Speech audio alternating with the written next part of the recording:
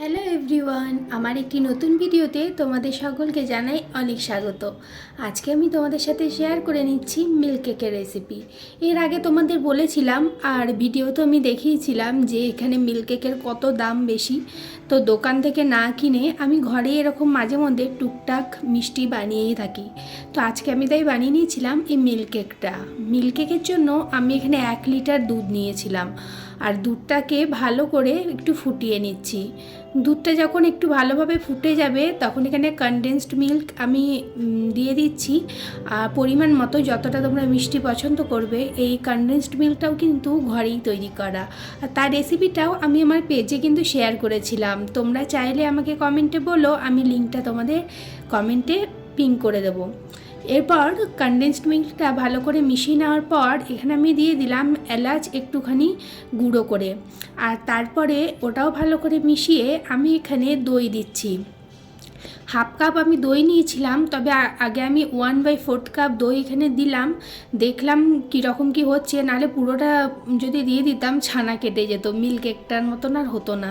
তো যখন দেখবি দুধটা এরকম হালকা হালকা এরকম দানা কেটে আসছে আমি দেখালাম, তখন আর দইটা দেওয়ার দরকার হয়নি।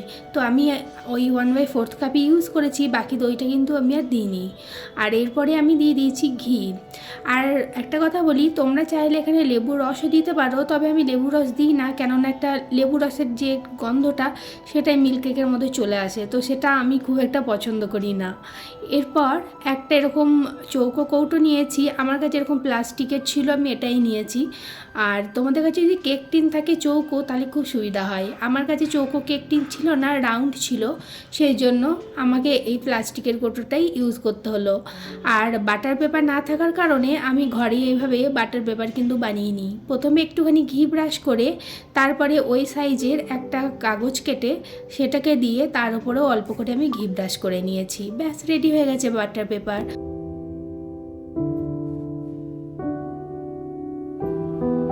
এবার এটাকে কন্টিনিউ কিন্তু নেড়ে যেতে হবে যতক্ষণ না এটা একদম কড়াই থেকে ছেড়ে আসছে।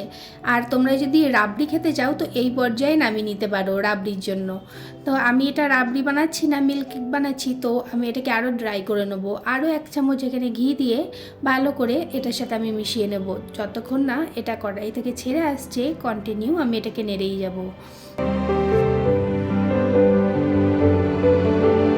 এবার এটা মিল্ক কেকের জন্য একদম রেডি হয়ে গেছে। এবার আমি ইন্ডাকশানটা অফ করে দেবো, আর ওই চৌকো গোটাটার মধ্যে এটাকে ঢেলে নেব। ঢালা হয়ে যাওয়ার পর এটাকে একদম সমানভাবে একটা লেয়ারের মতন করে নেব। তারপরে এটাকে পুরো ঠান্ডা হতে দেবো। ঠান্ডা হওয়ার আগে কিন্তু এটাকে বের করা যাবে না, পুরো যখন এটা ঠান্ডা হয়ে যাবে ঠিক তখনই আমি বের করে নেব।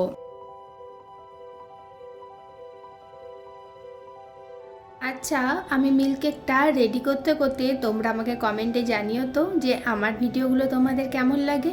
যদি ভালো লেগে থাকে একটা কমেন্ট করে জানিয়ে যেও। আর এদিকে দেখো মিল্ক কেকটা আমি ঠান্ডা হওয়ার জন্য রেখে দিয়েছি, আর মিল্ক কেকটা এখন ঠান্ডা হয়ে গেছে। তো এটাকে একটা প্লেটের মধ্যে আমি এভাবে ঢেলে নিলাম। আর যে পেপারটা দিয়েছিলাম বাটার পেপার তৈরি করে, সেটাকে এবার মিল্ক কেকটার থেকে এরকম করে আমি তুলে নেবো।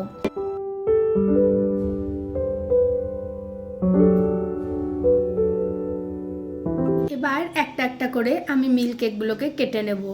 দেখো তো, দেখে মনে হচ্ছে এটা দোকানের মিল্ক কেক নয়, ঘরেই এত সুন্দর বানানো যায় যে তোমরা ইজিলি ট্রাই করে নিতে পারো। এখানে আমার টোটাল 6টা মিল্ক কেক হয়েছিল। 1 লিটার দুধে 6টা মিল্ক কেক হয়েছে, আর সাইজগুলো দেখো অনেকটা বড় বড়। আর মিল্ক কেকটা সাজাবার জন্য উপর থেকে আমি একটুখানি শুকনো গোলাপের পাপড়ি আর দিয়ে দিলাম আমন্ড একটুখানি কেটে। তো ব্যাস, রেডি হয়ে গেল। ভিডিও ভালো লাগলে লাইক কমেন্ট শেয়ার করতে ভুলো না। ইউটিউব থেকে দেখলে আমার চ্যানেলটাকে সাবস্ক্রাইব করে দেওয়ার অনুরোধ রইল, আর ফেসবুক পেজ থেকে দেখলে পেজটাকে ফলো করে পাশে থেকো। আজকের মতন এইটুকুই, টাটা।